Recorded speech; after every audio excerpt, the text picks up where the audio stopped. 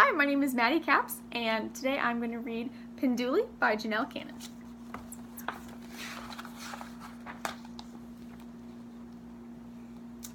The sun was low in the East African sky. The animals had been sleeping all through the hot afternoon, and now they began to stir. Pinduli awoke before Mama Hyena, eager to explore.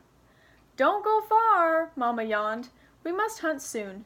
There's been so little to eat lately that we'll need all night to find enough to fill our bellies." Pinduli promised to stay close and trotted away. As Pinduli passed the waterhole, she spied sleepy animals in the brush. She sniffed the air, which was rich with exquisite and mysterious smells. But something was not so exquisite or mysterious. It was the smell of dog. Pinduli's sharp ears picked up on the soft pounding of pads on the dirt. She spotted a pack of wild dogs at play on a faraway ridge, and then they saw her. The leader dashed towards Pinduli. The others trailed behind and yelped, "Watch out, dog! It's a hyena!" "Just a shrimpy one," Dog scoffed, coming closer. "If it didn't have all that stripy fur, those ears would make me think it was a baby elephant." The pack erupted into wheezing laughter and galloped away, tongues lolling. Pinduli had never given a thought to her ears. Were they really so big? She let them fall flat against her head. Plip-plop. "I can hardly hear now," Pinduli thought, but she kept her ears down. "Ahem!" A rumbling voice came from the scrub. "Ahem!"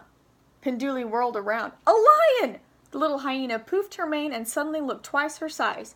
She was sure that she was mighty fierce, but Lion just calmly looked her up and down. Then he leaned his old scarred face nearer and said, "That prickly fringe hardly becomes you, young lady." Pinduli's mane flopped as she hurried away. She had never given a thought to her coat. Was it really so straggly?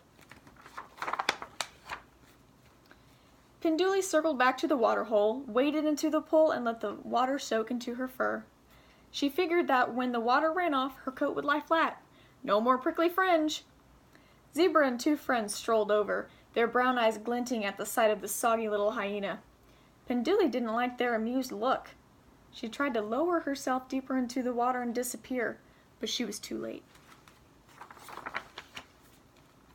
"If you're going to do stripes, please, please, please work on your symmetry and clarity.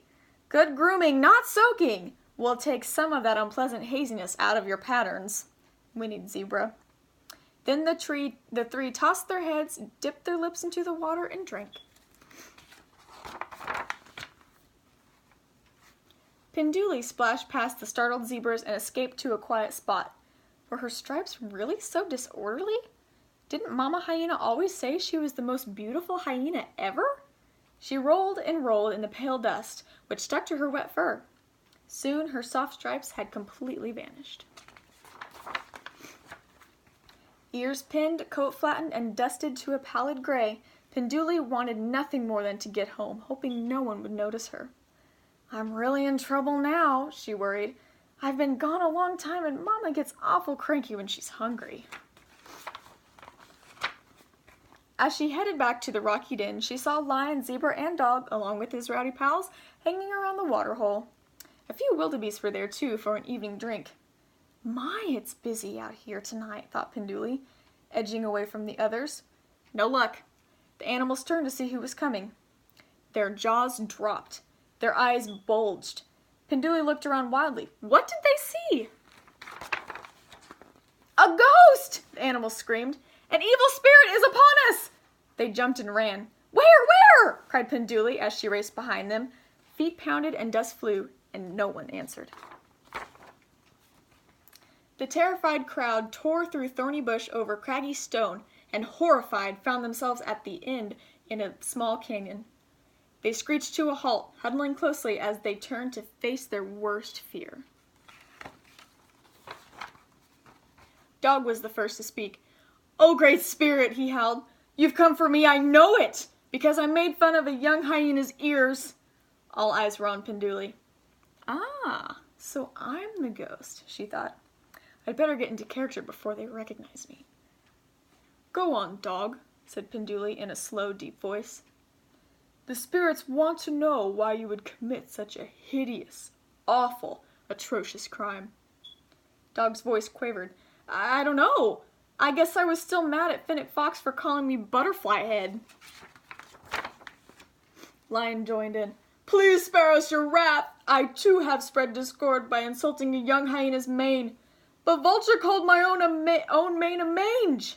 Pinduli nodded sagely. Zebra stomped her hoof. Owl told me that my stripes were garish. A tear rolled down her long face. Everyone fell silent. Pinduli's mind whirled as she tried to think of what a ghostly spirit might say. Of course! Spirits always give tasks and want offerings, she thought. Let's see. Okay, Mama will love this. In order to appease bad spirits, you must find your tormentors and make peace, Pinduli called out with authority. And always leave a bit of every meal as an offering. If you do this, I shall never return. She turned and glided away on her tiptoes, trying not to smile. Thank you, called the creatures. We will do as you say. Once out of sight, Pinduli raced home. There you are, cried Mama Hyena as Pinduli galloped up to her. You look awful. Pinduli was so glad to be home again, it was worth getting in trouble. She didn't even mind the 5 baths it took to get the dirt out of her fur. In fact, it took all night to get Pinduli looking like a beautiful hyena again. I was worried sick. I went looking everywhere for you, said Mama Hyena as she helped smooth Pinduli's coat. Now that you're all straightened up, we've got to get out and find something to eat. It's already morning and I'm sure you are as ravenous as I am. Pinduli's stomach growled. That very morning, Dog, Lion, and Zebra searched the wide savannah until they found Finnick Fox, Vulture, and Owl. We have come here on the order of the Great Spirit, Dog announced. We must find out why you were so rude to us. Finnick Fox spoke up. I guess I was having a bad day. Several cats said I looked like a little fuzzy bat without wings. He nodded to Dog. Your ears really aren't so bad. Vulture ducked his bald head. Marabou Stork called me Moonscape, so I got mad and made fun of Lion. Owl moaned. Adder said my feathery stripe looked more like scribbles. Let's go find those 3 and get to the bottom of this, said Dog.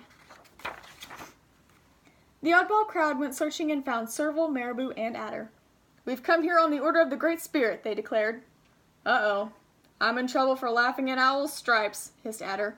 Miss Zebra, do you remember? When I said your stripes were dull, mumbled Zebra. Marabou stepped forward on his stilt-like legs. Lion told me that the glare of the sun on my head hurt his eyes. Sorry, grumbled the big bald cat. Then Dog blurted, Oh dear, Serval, please forgive me. Serval's amber eyes squinted at Dog. You mean for the time you said that the wind might pick me up by my giant ears and blow me away? He said. Yep, Dog. Who am I to be talking about ears? He pranced about, flopping his big ears like the wings of a butterfly. Serval burst out laughing, and everyone, including Dog, joined in.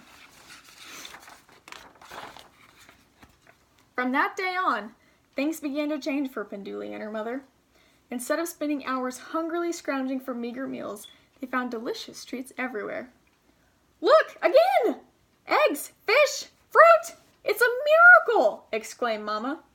As Pinduli tasted a sweet berry, she said, The Great Spirit must be smiling upon us. Mama Hyena looked at her grinning daughter. Wait a minute. Did you have something to do with this? Laughing and feasting, Pinduli told the whole story. You're not only the most beautiful hyena ever, said Mama.